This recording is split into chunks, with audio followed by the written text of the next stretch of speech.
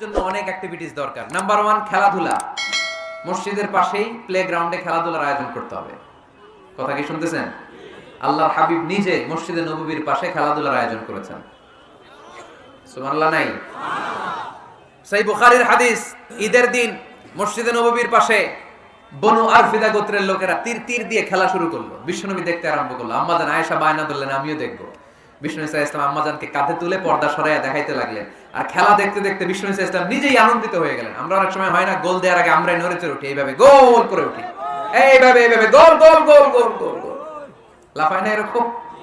আল্লাহ রাসূল সাল্লাল্লাহু আলাইহি ওয়াসাল্লাম খেলা দেখতে দেখতে নিজেই উত্তেজিত হয়ে গেলেন এবং যারা খেলছিল তাদেরকে বললেন, এই বনি আরফিদা, এইভাবে মারো, তীর এইভাবে ধরো। সুবহানাল্লাহ পড়েন। তো মসজিদের পাশে যদি খেলার ব্যবস্থা থাকে, বিকেল বেলা খেলার পরে ওরা কি মসজিদে ঢুকবে না? অ্যাক্টিভিটিস নাই, এজন্য খেলার পরে চলে যায়, দুম্মা চলে দুম। মসজিদের সাথে সম্পর্ক। ফ্রি ফায়ার গেমস খেলা যাবে কিনা?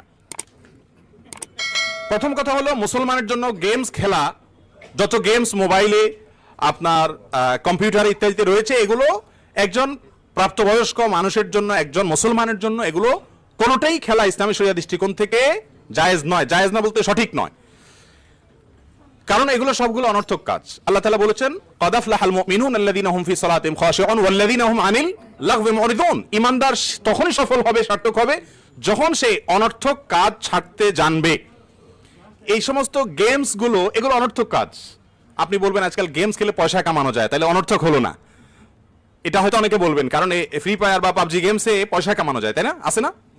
এগুলো তো পয়সা উপার্জন করা যায়, তাহলে আর অনর্থক থাকলো না। তো এক্ষেত্রেও ইসলামী শরিয়া আপনাকে হালাল উপার্জনের যে নীতিমালা দিয়েছে, এই গেমস ইত্যাদি খেলে উপার্জন করা সে নীতিমালার মধ্যে, হালাল নীতিমালার আওতায় পড়ে না, যার কারণে এটা জায়েজ নাই। আর খেলাধুলাকে ইসলাম অনুমোদন দিয়েছে, অবশ্যই মুসলমান খেলাধুলা করবে। কোন খেলাধুলা? যেই খেলাধুলো তার শরীরে স্ফূর্তি আনবে, শরীরকে সতেজ করবে, শরীরকে হালকা করবে, রিফ্রেশমেন্ট হবে, সেই খেলাধুলা আপনি করবেন। শারীরিক কসরত হয় এরকম যে কোনো খেলাধুলা মানুষের শরীরের মধ্যে স্ফূর্তি আনে।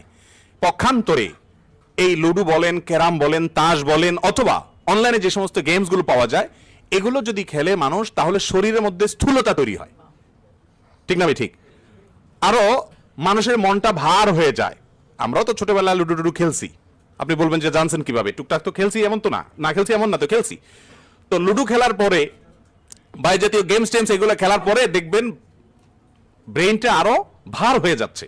রিফ্রেশমেন্ট তো দূরের কথা, পেরেশানি লাগে, হতাশা লাগে। কিন্তু আপনি একটু ফুটবল খেলে আসেন, একটু আপনি ক্রিকেট খেলে আসেন, একটু দৌড়াদৌড়ি করে আসেন, দেখবেন যে শরীরটা পাতলা হয়ে গেছে, তাই না? এই জন্য শারীরিক কসরত হয় এমন খেলাকে ইসলাম সমর্থন করে। আর বসে বসে স্থূলতা বাড়বে, আরো স্ফূর্তি নষ্ট করবে, মন মেজাজ নষ্ট করে দিবে, খিটখিটে হবে, এরকম খেলা ইসলাম সমর্থন করে না। যার কারণে এই সমস্ত খেলাগুলো অনুচিত এবং নাজায়েজ, কারাহাত থেকে